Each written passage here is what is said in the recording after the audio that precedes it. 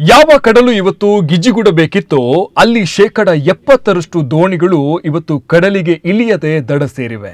ಜೀವ ಪಣಕ್ಕಿಟ್ಟು ದುಡಿಯುವ ಸಾಂಪ್ರದಾಯಿಕ ಮೀನುಗಾರರು ಇವತ್ತು ಬೀದಿಗೆ ಬಂದು ಕಣ್ಣೀರು ಹಾಕುತ್ತಿದ್ದಾರೆ.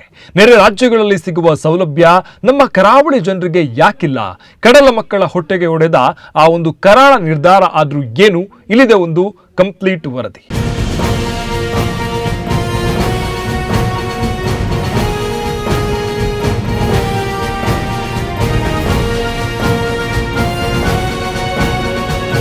ಇತಿಹಾಸ ಕಾಲದಿಂದಲೂ ಕಡಲನ್ನೇ ನಂಬಿ ಜೀವವನ್ನೇ ಪಣಕ್ಕಿಟ್ಟು ದುಡಿಯುವ ನಾಡದೋಣಿ ಮೀನುಗಾರರು ಇವತ್ತು ಬೀದಿಗೆ ಬೀಳುವ ಭೀತಿಯಲ್ಲಿದ್ದಾರೆ. ಅದಕ್ಕೆ ಕಾರಣ ಸೀಮೆಎಣ್ಣೆ ದರದಲ್ಲಿ ಆಗಿರುವ ಭಾರೀ ಏರಿಕೆ. ನಿನ್ನೆ ಮೊನ್ನೆಯವರೆಗೆ ಲೀಟರ್ಗೆ 58 ರೂಪಾಯಿ ಇದ್ದ ಸೀಮೆಎಣ್ಣೆ ದರ ಈಗ ಬರೋಬ್ಬರಿ 118 ರೂಪಾಯಿಗೆ ಬಂದು ನಿಂತಿದೆ. ಒಂದು ನಾಡದೋಣಿ ದಿನಕ್ಕೆ ಸರಾಸರಿ 50 ಲೀಟರ್ ಸೀಮೆಎಣ್ಣೆ ಬಳಸುತ್ತೆ. ಅಂದ್ರೆ ಜೋಡಿ ದೋಣಿಗಳಿಗೆ ದಿನಕ್ಕೆ ಕನಿಷ್ಠ 100 ಲೀಟರ್ ಬೇಕೇ ಬೇಕು. ಅಂದ್ರೆ ಪ್ರತಿದಿನ ಕೇವಲ ಇಂಧನಕ್ಕೆ 11,800 ರೂಪಾಯಿ ಖರ್ಚು ಮಾಡಬೇಕಾದ ದುಸ್ಥಿತಿ ಮೀನುಗಾರರದು. ಅಷ್ಟೊಂದು ಸಾಲ ಸೋಲ ಮಾಡಿ ಕಡಲಿಗೆ ಇಳಿದ್ರೂ ಕೂಡ ಮೀನು ಸಿಗದೆ ಹೋದ್ರೆ ಕೈ ಸುಟ್ಟುಕೊಳ್ಳುವುದು ಗ್ಯಾರಂಟಿ.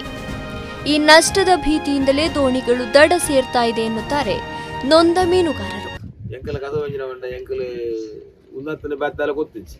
ಮೀನಿನ ಕಸ ಮಾತ್ರ ಮುಕ್ಕ ವ್ಯಾತದಾಲ ಬೇಲೆ ಗೊತ್ತಿದ್ದೆ ಅವು ಕಡಲು ಮೀನಿನ ಅಂಕಲು ಮಿತ್ತೆ ಅಂಚನೆ ನುಂಗೊಳ್ಳಿ ಮುಖದಲ್ಲ ಹೆಚ್ಚಿ ನೆತ್ತ ಧೈರ್ಯ ಉಂಟು ಓಲ್ಲ ಅಂಗಡಿ ಸಾಲ ಬರಲಾವುದು ಎಲ್ಲ ಗೊತ್ತವಲ್ಲ ಈ ಬೇತ ಈ ತಿಂಗಳು ಸಂಬಳ ಇರ್ತದೆ ಆಯ್ತಾರ ಬರ್ಕೊಂಡು ಬತ್ಕೊಂಡು ಕೊರಳಿ ಮುಂದೆ ವಾರ ಸಂಬಳ ಮೀನು ಬತ್ತಿನಾನಿ ಸಂಪಾದನೆ ಇದ್ದಿಂದ ಇಜ್ಜಿ ತಿಕ್ಕಿನಾನಿ ಪೆರುನಾಲು ತಿಕ್ಕಜಿಂದ ನುಪ್ಪುಲ ಇಜ್ಜಿ ಗಂಜಿಲ ಇಜ್ಜಿ ಅಂಚಿನ ವಿಷಯ ಅಂಚೆ ಈ ಎಣ್ಣೆ ಉಂಡಕ್ಕೆ ಇಂಥ ಡಬಲ್ ಇಂಜಿನ್ ದೀಪಂಕಲು ಎಂಕಲು ಸಿಂಗಲ್ ಇಂಜಿನ್ ಹೋದಿದ್ದೀನಿ ಅಪ್ಪ ಎಂಕಲು ಸಬ್ಸಿಡಿ ಪೂರ ಇರ್ತದೆ ಈ ಸಬ್ಸಿಡಿ ಪೂರ ಬಂದಾಗ್ತದೆ ಅಂಚ ಎಣ್ಣೆ ಕಂಡ ರೇಟ್ ಮೀನು ಚಿಕ್ಕಳು ಬಂದು ಹೋಗ್ಬೇಕು ನಾವು ಉಪ್ಪು ಹಚ್ಚಿ ಮಾತೇರಲ್ಲ ಒರಿಯಾಗತ್ತು ಅವು ವಿದ್ಯಾದಾನ ಅಂಚೆ ನಾವು ಹೋಗ್ತದೆ ಮಾತಾ ಬಿಲ ಬತ್ತಾನಾಗ ಪಾಪ ವಾಡದಾಕಲು ಕೂಡ ಬತ್ತಿನಾಕಲು ಜತ್ತೊಂದು ಹೋಗ್ಬೇರು ಅಗ್ರೆಲ್ಲ ಪಾಪ ದಾಲ ಇಚ್ಚಿ ಬೊಕ್ಕ ದನಿಕ್ಕೆ ಮನದನಿ ಕೂಡ ಮೈಪಡು ಹೋಗ್ತು ಮೈಪಡು ಅಂಚ ಹೋಗ್ತದೆ ಧಕ್ಕೆ ಆತಿನ ಬಾರಿ ಎಡ್ಡೆ ಕೆಲಸನೇ ಅಂಡ ಅವು 100 ಮೀಟರ್ ಕೂಡ ಪಟ್ಟಾಯ ಪೋ ತಿರ್ಗಾ ಉಂಡಂಡದ್ದೆ ಅವು ಪಾಸ್ ಆಯ್ತು ಅವು ಇತ್ತೆಂಜಿನ ಆತು ಕರೆಂಟ್ ತಿರ್ಗಾ ಇರ್ಬೇಕು ಅಡ್ಡ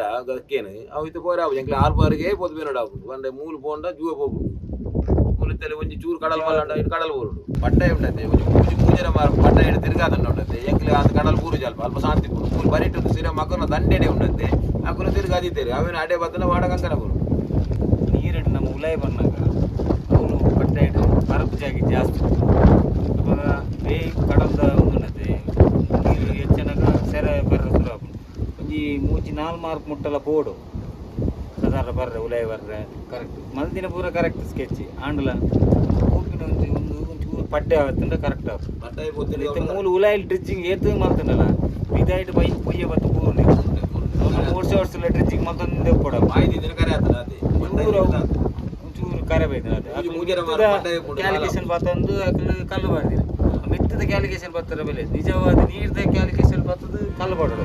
ಕರ್ನಾಟಕ ಸರ್ಕಾರದ ಈ ಧೋರಣೆಗೆ ಮೀನುಗಾರರು ತೀವ್ರ ಆಕ್ರೋಶ ವ್ಯಕ್ತಪಡಿಸ್ತಾ ಇದ್ದಾರೆ. ಯಾಕಂದ್ರೆ ನೆರೆಯ ತಮಿಳುನಾಡಿನಲ್ಲಿ ಮೀನುಗಾರರಿಗೆ ಲೀಟರ್ಗೆ ಕೇವಲ 25 ರೂಪಾಯಿ ಹಾಗೂ ಕೇರಳದಲ್ಲಿ 25ರಿಂದ 30 ರೂಪಾಯಿಗೆ ಸೀಮೆಎಣ್ಣೆ ನೀಡಲಾಗುತ್ತೆ. ಆದರೆ ಕರ್ನಾಟಕದಲ್ಲಿ ಮಾತ್ರ ಯಾವುದೇ ಸಬ್ಸಿಡಿ ಇಲ್ಲದೆ ನಡು ಸಮುದ್ರದಲ್ಲಿ ಕೈ ಬಿಡಲಾಗಿದೆ. ಇದು ಸರ್ಕಾರದ ಮಲತಾಯಿ ಧೋರಣೆ ಅಲ್ಲದೆ ಮತ್ತೇನು ಎನ್ನುತ್ತಾರೆ ಕಡಲ ಮಕ್ಕಳು. ನಾಡದೋಣಿ ಮೀನುಗಾರಿಕೆ ಸದ್ಯ ಇಷ್ಟರವರೆಗೆ ಶುರುವಾಗಿಲ್ಲ. ಕಾರಣ ತುಫಾನ್ ಕೂಡ ಆಗಿಲ್ಲ. ಈಗಾಗಲೇ 1 ತಿಂಗಳು ಕಳೀತಾ ಬಂತು. ಇನ್ನು ಉಳಿದ 1 ತಿಂಗಳು ತುಫಾನ್ ಆದರೆ ಮಾತ್ರ ಮೀನುಗಾರಿಕೆ ನಡೆಸಲು ಸಾಧ್ಯ. ಇಲ್ಲದ್ರೆ ನಾವು ಮೀನುಗಾರರು ತುಂಬ ಸಂಕಷ್ಟದಲ್ಲಿ ಬೀಳ್ತೇವೆ. ಈಗಾಗಲೇ ತುಂಬ ಸಾಲ ಮೂಲ ಮಾಡಿ ದೋಣಿ ರಿಪೇರಿ ಬಲೆ ರಿಪೇರಿ ಕೆಲಸ ಎಲ್ಲ ಮಾಡಿದ್ದೇವೆ. ಇದನ್ನೇ ನಂಬಿಕೊಂಡು ನಾವು ಜೀವನ ಮಾಡ್ತಿರೋದರಿಂದ ತುಫಾನ್ ಆಗದಿರೋದರಿಂದ ನಮಗೆ ತುಂಬ ಕಷ್ಟವಾಗ್ತದೆ. ಇನ್ನು ಉಳಿದ 1 ತಿಂಗಳಲ್ಲಿ ಏನೋ ಆಗಬೇಕು. ಮತ್ತು ಸೀಮೆಎಣ್ಣೆ ರೇಟ್ ಕೂಡ ವಿಪರೀತವಾಗಿ ಜಾಸ್ತಿ ಆಗಿದ್ದರಿಂದ ಅದೊಂದು ದೊಡ್ಡ ಹೊರೆ ಆಗಿದೆ ನಮಗೆ. ಮೊದಲೆಲ್ಲ 35 ರೂಪಾಯಿಗೆ ಸಿಗ್ತಾಯಿತ್ತು ನೀಲಿ ಸೀಮೆಎಣ್ಣೆ, ಅದು ಕೂಡ ಇದು ಬಂದ್ ಮಾಡಿದ್ದಾರೆ ಸರ್ಕಾರದವರು. ಆನಂತರ ಕೈಗಾರಿಕಾ ಸೀಮೆಎಣ್ಣೆ ಕೊಟ್ಟು 60 ರೂಪಾಯಿಗೆ.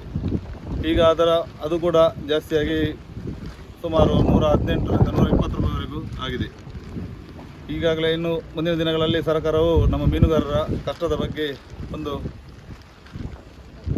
ಆಲೋಚಿಸಿ ಒಂದು ಸೂಕ್ತ ಕ್ರಮವನ್ನು ಅತಿ ಕಡಿಮೆ ಸಬ್ಸಿಡಿ ದರದಲ್ಲಿ ಸೀಮೆಯನ್ನು ಒದಗಿಸಬೇಕೆಂದು ತಮ್ಮಲ್ಲಿ ಈ ಮೂಲಕ ಎಲ್ಲ ಮೀನುಗಾರರ ಪರವಾಗಿ ನಾನೊಂದು ಒತ್ತಾಯ ಮಾಡ್ತಾ ಇದ್ದೇನೆ. ಕಿಲೋಮೀಟರ್ ಪಂಡ್ಪೆರತ್ತ ಮಿತ್ತದ ಬತ್ತುನತ್ತು ಸೆರೆ ಬೂರು ನೋಟಿಗೆ ಪೊಯ್ಯೆ ಸ್ಟಾರ್ಟ್ ಆಗ್ಬೋದು ಕಡಲ್ದ ಪೊಯ್ಯೆ ಅಲ್ತ ಸ್ಟಾರ್ಟ್ ಮಾಡ್ಬೋದು 100 ಮೀಟ್ರ್ 200 ಮೀಟ್ರ್ 300 ಮೀಟ್ರ್ ಪಾಠ ಅವು ಅಂಡ ಸರಿ ಆಗ್ಬೋದು ಪಾಠ ಆಗ್ಬೋದು. ಇನ್ನು ಮಿತ್ತಿಡ್ದೆ 100 ಮೀಟ್ರ್ ಸ್ಟಾರ್ಟ್ ಮಾಡ್ತಂಡ ಅವು ಬಲಿಪದ ಬಾಯಿಲ್ ಬಂದಾಗ 300 ಮೀಟ್ರ್ ಆಗ್ಬೋದು ಪೊಯ್ಯಡೆ 300 ಮೀಟ್ರ್ ಆಗ್ಬೋದು ಆ ಕಲ್ಲು ಬಾರ್ದ ಅಂಟದು ಮಾಡ್ಬೇಕು ಆಗ್ತದೆ.